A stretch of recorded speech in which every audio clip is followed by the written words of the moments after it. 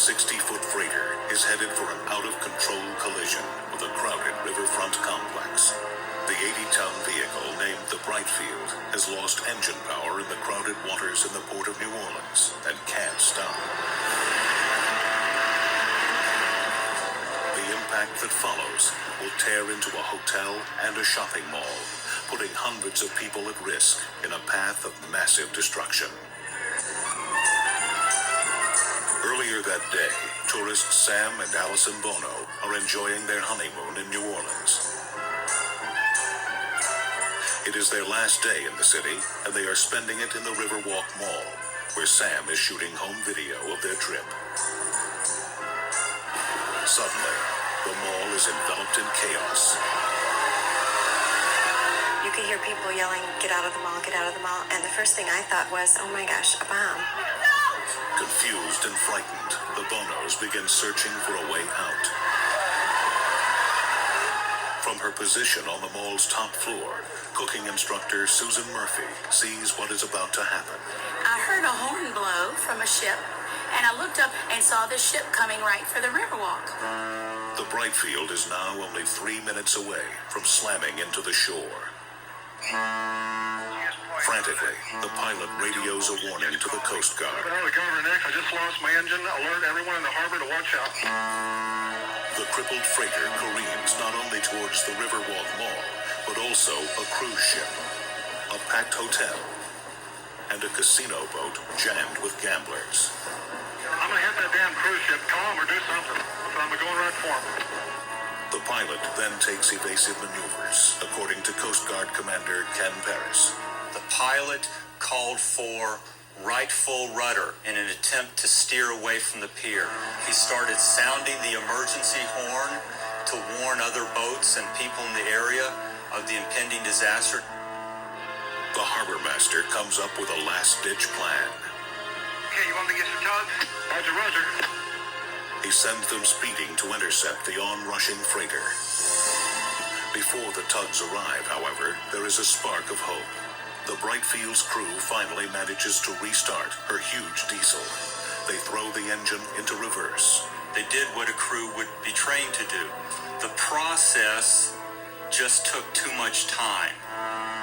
Moments before impact, in a desperate attempt to further slow down the ship, the pilot drops 2 10-ton anchors. As this footage clearly shows, the maneuver turns the ship, averting a catastrophic head-on collision. With its horn blowing, the Brightfield comes barreling into the dock.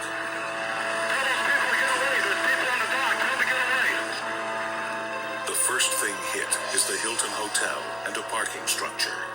The freighter has already torn up over 200 feet of the riverfront when it reaches the mall. Instead of running away, Sam Bono runs out onto the dock with his camera.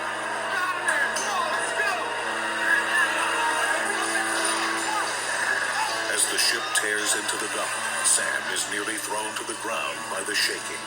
The boat had already hit and was moving along the dock and knocking things down. My first thought was, we've been married 2 weeks and he's running out toward a disaster.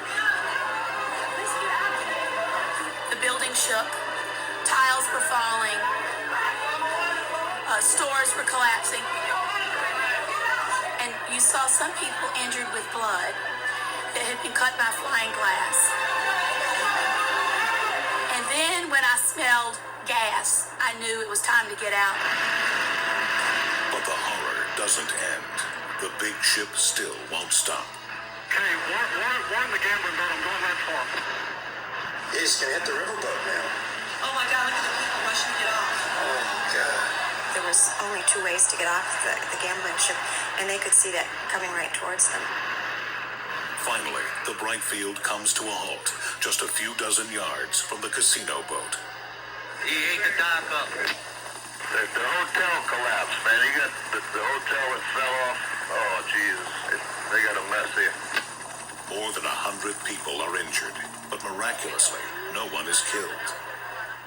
The Riverwalk Mall, the Hilton Hotel, and a condominium parking structure are severely damaged. It's a $100 million trail of destruction. Looking back, I think it's still a little scary. It's exciting, but, just glad nobody got hurt. I think every time we watch it, my knees get weak again because I think we were right where it hit. The ensuing investigation reveals that a computer programmed to protect the freighter shut down the engine when it sensed a drop in oil pressure. The Brightfield's bad luck was that this happened at a critical moment in the ship's voyage. The Coast Guard now requires that all vessels be certified in working order before they can enter the crowded waters of the Mississippi.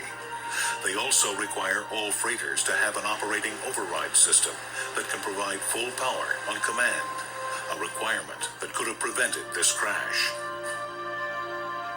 But the Coast Guard and other Mississippi River pilots credit the Brightfield's pilot with averting even greater damage and potential loss of life.